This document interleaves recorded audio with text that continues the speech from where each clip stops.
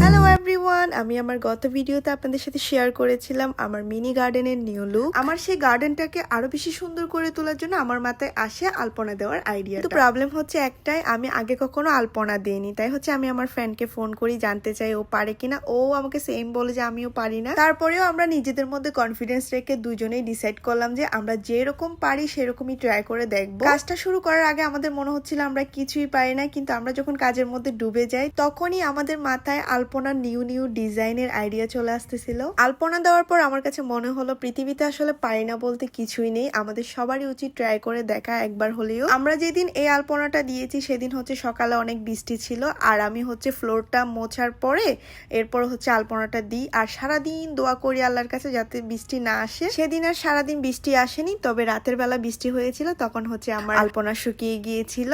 And then হচ্ছে আমরা rest করি, আরো আলপনা দেওয়া বাকি ছিল এর পরের দিন, যেটা আমরা স্টার্ট করব। যেহেতু আলপনা আরো বাকি ছিল তাই হচ্ছে আমি আমার ফ্রেন্ডকে জোর করে হচ্ছে আমার সাথে রেখে দিই। সেদিন আমার ফ্রেন্ড তাকাতে আমরা অনেক বেশি মজা করেছি, একসাথে রাতে মুভি দেখেছি।